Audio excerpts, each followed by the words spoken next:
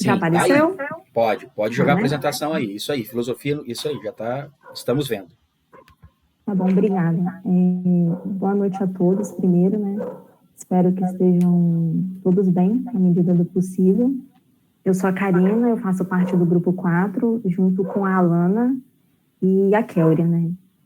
O tema do nosso trabalho, ele é semelhante ao dos outros grupos, e nós procuramos abordar pontos e alguns comportamentos que foram notados lá no início da pandemia e no decorrer dela, levando em consideração a realidade brasileira, né? O nosso país, antes da pandemia, já enfrentava problemas sociais, problemas econômicos, tensões políticas, e a pandemia foi só um agravante. Para começar a primeira abordagem, nós colocamos a conhecida frase: o homem é o lobo do próprio homem, para comparar com algumas cenas comuns que ocorreram na pandemia. Essa frase significa que o homem é o seu próprio predador, né? Significa que o homem, em sua natureza, ele é egoísta, ambicioso e que busca realizar seus interesses pessoais.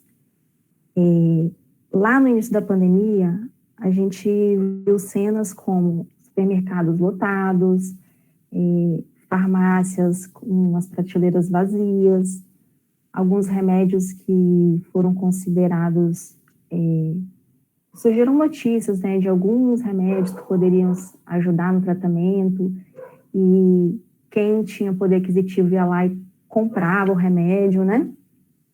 Naquela época, assim, algumas pessoas que já faziam uso desses remédios para tratar a doença crônica antes da pandemia ficaram prejudicados, né? Então, assim, diante da mesma situação, a gente vê como algumas pessoas apresentam um comportamento mais egoísta e outras solidário, né? Começaram a exercer a solidariedade, né? Como já foi citado. A gente viu também campanhas de arrecadação, de doação. E aí a gente nos leva a refletir, né? Sobre a natureza do homem, sobre o egoísmo, se somos egoístas diante de alguma determinada situação, né? Se a sociedade que nos corrompe. E nessa frase, a gente fez essa reflexão acerca da pandemia. Para trazer uma abordagem mais recente, nós destacamos os conceitos desenvolvidos pelo filósofo Michel Foucault, de biopolítica e biopoder.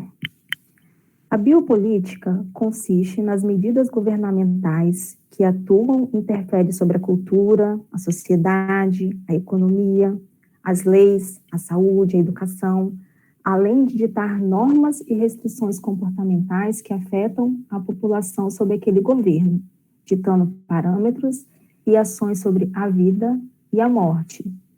E é mais ou menos o que estamos vivendo, né? E assim, a gente resolveu escolher abordar esse tema porque ele foi bastante discutido por alguns filósofos, né? Ele dividiu opiniões.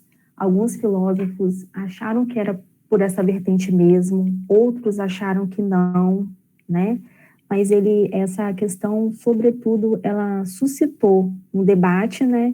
E certa preocupação sobre a interferência do governo na vida das pessoas, até que ponto que o ser humano que o indivíduo é livre, e a privação, né, da liberdade individual em nome de um bem comum, né, para o bem da sociedade e para que sejam controlados, né, a pandemia. Bom, dada todas as regulamentações, recomendações médicas e sanitárias, podemos notar na população também um comportamento compatível com a chamada anomia social, que seria um mal crônico das sociedades modernas, marcada pelas rápidas transformações sociais, as quais levam a situações de desajustes sociais causadas pela crise ou ausência de uma forte consciência coletiva. Então, assim, não foi raro vermos durante a pandemia cenas de aglomeração, festas clandestinas, as praias ficavam lotadas, né? Parecia que era férias, que nada estava acontecendo. Teve pessoas que se negaram até mesmo a utilizar máscara, né? E isso acarretou episódios de violência, né? E esse conceito quem trouxe para a gente foi o Emile Durkheim, né, que é um sociólogo, e que a gente pôde constatar que isso está acontecendo, né? Não passou ainda, a gente ainda pode ver isso acontecendo na sociedade. Outro ponto que achamos importante abordar está na influência da mídia e das fake news no comportamento humano. Então, nós colocamos uma frase do Noam Chomsky, né, que é um linguista, filósofo, que a gente está começando a se familiarizar, e ele disse uma frase bem forte, né, a imprensa pode causar mais danos que a bomba atômica e deixar cicatrizes no cérebro. O que acontece? Assim como é um perigo a pessoa ser mal informada, é um perigo também a pessoa aceitar tudo que falam e às vezes ela recebe uma informação, ela não checa, ela toma aquilo como uma verdade, né? Ela acaba às vezes influenciando outras pessoas a terem o mesmo pensamento e aquilo ela transfere para o comportamento dela, né? Se ela recebe uma mensagem, às vezes de alguém que ela considera confiável, e ela não checa aquela informação, ela começa a acreditar naquilo, ela influencia pessoas no seu convívio, e isso é muito perigoso, né? E vai de encontro com o que a filosofia nos propõe, que é sempre investigar, você checar, você buscar conhecimento, né? E, para finalizar, nós colocamos duas frases que definem um pouco a importância da filosofia nos dias atuais.